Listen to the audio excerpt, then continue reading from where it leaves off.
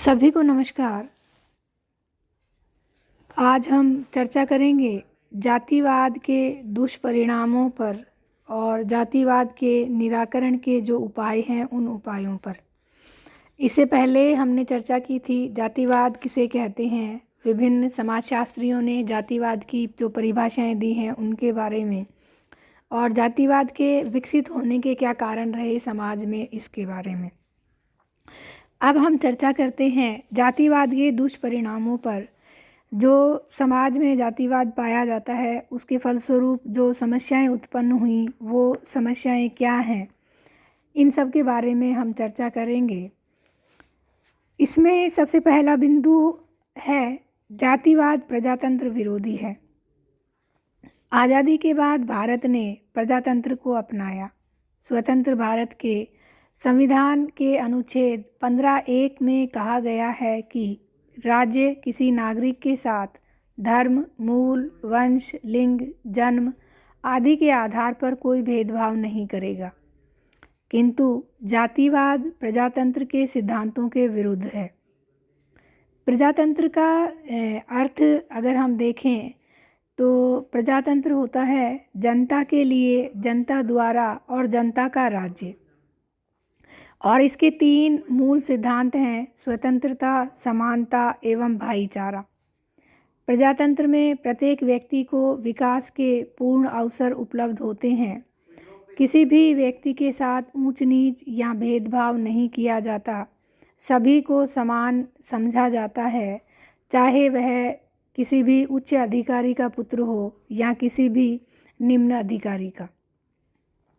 भाईचारा प्रजातंत्र का मानसिक पक्ष है। भाईचारे में समानता भी स्वाभाविक है। प्रजातंत्र में सभी प्रकार के धर्म, लिंग, रंग, आयु, प्रजाति आदि से संबंधित लोगों का सहयोग, सहायता एवं त्याग अपेक्षित है। इनके बिना प्रजातंत्र सफल नहीं हो सकता। ये प्रजातंत्र की अवधारणा है, प्रजातंत्र क्या है। लेकिन जातिवाद जो है वो है अप्रजातांत्रिक है। यह प्रजातंत्र के तीनों जो मूल सिद्धांत हैं उन मूल सिद्धांतों पर प्रहार करता है। जातिवाद में ऊंच नीच की भावना पाई जाती है। जाति में व्यक्ति की सामाजिक स्थिति का निर्धारण जन्म से होता है। इसमें विवाह, शिक्षा, व्यवसाय सभी का क्षेत्र निश्चित है। जातिवाद व्यक्ति के गुणों पर नहीं, उसके जन्म पर जोर देता है, जबकि प्रजातंत्र व्यक्ति का मूल्यांकन उसके गुणों के आधार पर करता है। जातिवाद संकुचित निष्ठा, अंधभक्ति एवं पक्षपात पर आधारित है।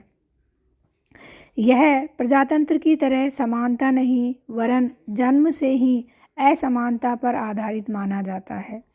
एक निम्न जाति में जन्म लेने वाला व्यक्ति चाहे कितना ही गुणी, शिक्षित और दक्ष क्यों ना हो, वह उच्च जाति के व्यक्ति के समकक्ष नहीं माना जाता है।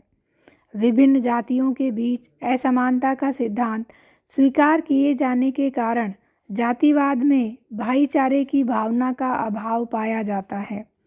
जातीय भेद के कारण जातीय तनाव व द्वेष, विषमता एवं घृणा उत्पन्न होती है। जाति के वशीभूत होकर व्यक्ति संपूर्ण राष्ट्र समाज के हित में सोच ही नहीं पाता और केवल अपनी जाति के व्यक्तियों को वह सब प्रकार की सुख सुविधाएं एवं राजनीतिक शक्ति प्रदान करना चाहता है।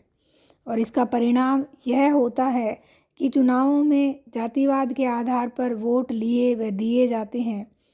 कई लोग कहते हैं हम वोट और बेटी तो अपनी जाति वाले को ही देंगे।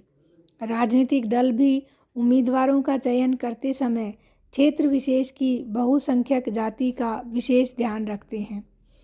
पंचायत, म्युनिसिपल कमेटी, विधानसभा एवं संसद के चुनावों के अध्ययन इस बात की पुष्टि करते हैं कि किस प्रकार से राजनीतिक दल बहुसंख्यक जो जाति होती है उसी के व्यक्ति को उम्मीदवार बनाती हैं।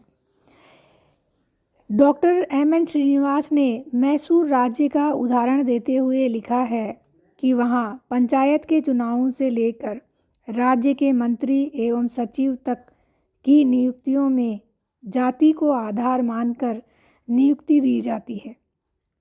जातिवाद का जो जहर है वह धीरे धीरे राजनीतिक, आर्थिक एवं सामाजिक सभी क्षेत्रों में फैलता जा रहा है। आज जातीय निष्ठा में वृद्धि हुई है और सामाजिक तथा राष्ट्रीय हितों की बलि दी गई है। इस प्रकार से हम ये कह सकते हैं कि जातिवाद प्रजातंत्र का विरोधी है। ये विभिन्न उदाहरण और ये जो चर्चा अभी हमने की है ये हमें यह बताती हैं कि जातिवाद अप्रजातांत्रिक है, क्योंकि यह प्रजातंत्र के जो सिद्धांत हैं उन सिद्धांतों के विरुद्ध है। दूसरा हमारा बिंदु है जातिवाद राष्ट्रीय एकता के मार्ग में बाधक है। जातिवाद के कारण छोटे छोटे जातीय समूह संगठित हो जाते हैं और व्यक्ति की सामुदायिक भावना बहुत अधिक संकुचित हो जाती है। वह राष्ट्रीय दृष्टिकोण से विचार नहीं करके जातिगत कल्याण की दृष्टि से सोचता है। समाज के सैकड़ों हजारों छोटे छोटे खंडों में विभक्त हो जाने और अपनी जाति या उपजाति को सर्वोपरि समझने से स्वस्थ राष्ट्रीयता के विकास एवं राष्ट्रीय एकता में बाधा उत्पन्न होती है। जातिवाद के कारण संविधान की धारा 15(1) की अवहेलना होती है। इस धारा में यह बतलाया गया है कि राज्य किसी के साथ किसी भी प्रकार का कोई भेदभाव नहीं करेगा, लेकिन वास्तविकता यह है कि अनेक राजनेता और बड़े बड़े अधिकारी भी जातिवाद की संकुचित मनोवृत्ति के शिकार हैं, जो उन्हें राष्ट्रीय हितों की कीमत पर संकुचित जातिगत स्वार्थों की पूर्ति के लिए प्रेरित करती है। अगला बिंदु है जातिवाद औद्योगिक कुशलता में भी बाधक है। आज देश में अनेक उद्योग धंधों का विकास होता जा रहा है, जिनमें योग्य एवं प्रतिभाशाली व्यक्तियों को उच्च पदों पर आसीन करने की आवश्यकता है। लेकिन होता यह है कि बड़े बड़े उद्योगों में लोग अपनी ही जाति के व्यक्तियों को उच्च पदों पर आने का अवसर देते हैं। ऐसी स्थिति में औद्योगिक कुशलता में कमी आती जाती है।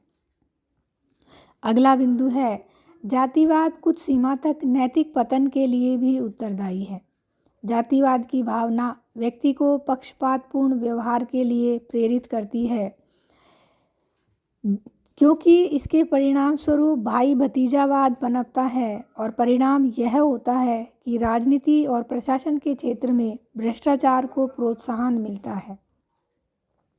नेक्स्ट है जातिवाद व्यक्ति व्यक्ति के बीच भेदभाव की दीवार खड़ी कर देता है। व्यक्ति अपनी जाति से ऊपर उठकर समाज, राष्ट्र और मानवता के दृष्टिकोण से नहीं सोचता। जातिवाद के कारण विभिन्न जातियों के बीच जातीय संघर्ष भी बढ़े हैं। नेक्स्ट है जातिवाद गतिशीलता में बाधक है। अधिक धन कमाना और शिक्षा प्राप्त करना एवं प्रशिक्षण के लिए यह आवश्यक है कि व्यक्ति अपना मूल निवास स्थान छोड़कर कहीं और जाए, लेकिन जातीय प्रेम एवं बंधन उसे अपना घर छोड़कर जाने में रोड़ा उपस्थित करते हैं। इस प्रकार से जो जातिवाद है वह गतिशीलता में बाधक है, क्योंकि व्यक्ति अपनी जो मूल स्थान है उस मूल स्थान को छोड़कर नहीं जा पाता है और जातीय प्रेम और बंधन उसे जाने नहीं देते हैं। इस प्रकार से व्यक्ति गतिशीलता को नहीं प्राप्त कर पाता। नेक्स्ट बिंदु है भ्रष्टाचार। जातिवाद की भावना ने अनेक क्षेत्रों में भ्रष्टाचार एवं भाई भतीजावाद को जन्म दिया है। सरकारी एवं गैर सरकारी नौकरियों में लाभ प्रदान करने में अपनी जाति के व्यक्ति को ही प्राथमिकता दी जाती है। इससे विभिन्न जातियों में परस्पर अविश्वास, मनमुटाव और संघर्ष पैदा होता है। इस प्रकार जब व्यक्ति अपनी जाति के सदस्यों के लिए गैर कानूनी कार्य भी करने लगता है तो भ्रष्टाचार धीरे धीरे करके पनपने लगता है। नेक्स्ट बिंदु है सामाजिक समस्याओं का उदय। कठोर जातीय नियमों के कारण समाज में आज अनेक समस्याएं पाई जाती हैं, जैसे बाल विवाह, दहेज प्रथा, विधवा पुनर्विवाह पर रोक, कुलीन विवाह आदि समस्याएं जातिवाद की ही देन है। जातिवाद की भावना रूढ़िवादी विचारों की समर्थक एवं नवीन परिवर्तनों की विरोधी हैं। इसलिए जाति से जनित समस्याएं अनेक प्रयत्न एवं आंदोलनों के बावजूद भी समाप्त नहीं हो पाती। नेक्स्ट है जातीय संघर्ष। जातिवाद की भावना ने सामाजिक तनाव एवं जातीय संघर्ष को भी जन्म दिया। जब एक जाति अपने को श्रेष्ठ समझकर अपने सदस्यों का ही पक्ष लेती है और अन्य जातियों से घृणा करती है, तो जातियों में परस्पर टकराव पैदा होता है। जातीय दंगे, मारपीट, तोड़फोड़ एवं आगजनी की घटनाएं घटती हैं। इस प्रकार से समाज में हमें जातिवाद के परिणाम स्वरूप जातीय संघर्ष देखने को मिलता है और इस जातीय संघर्ष के कारण समाज और राष्ट्र को अनेक प्रकार से हानि उठानी पड़ती है। तो ये विभिन्न जो कारण हैं, ये सारे दुष्परिणाम हैं जातिवाद के। जातिवाद के परिणाम स्वरूप समाज में जो हानि हो रही है, समाज में जो दुष्परिणाम हमें देखने को मिल रहे हैं, उन सब के बारे में हमने चर्चा की। अब हम चर्चा करेंगे जातिवाद के निराकरण के उपाय के बारे में। किस प्रकार से हम जातिवाद को समाज से दूर कर सकते हैं। जातिवाद के निराकरण के लिए समय समय पर अनेक विद्वानों ने सुझाव दिए हैं। कुछ लोगों का कहना है कि जातिवाद से छुटकारा प्राप्त करने के लिए जाति व्यवस्था को समाप्त कर देना चाहिए। कुछ अन्य विद्वान इसके लिए कानून का सहारा लेने की बात करते हैं। यद्यपि कानून सामाजिक परिवर्तन का एक महत्वपूर्ण माध्यम अवश्य है, परंतु जब तक लोगों की मनोवृत्तियों में परिवर्तन नहीं आता, तब तक कानून कोई महत्वपूर्ण सामाजिक परिवर्तन लाने में सफल नहीं हो सकता। तो अगर हमें जातिवाद को समाप्त करना है तो पहले लोगों की जो मनोवृत्तियां हैं, उन मनोवृत्तियों में परिवर्तन करना होगा। अन्य जो उपाय हैं, उन उपायों के बारे में हम चर्चा करें तो इसमें सबसे पहला उपाय बताया गया है अंतरजातीय विवाहों को प्रोत्साहन।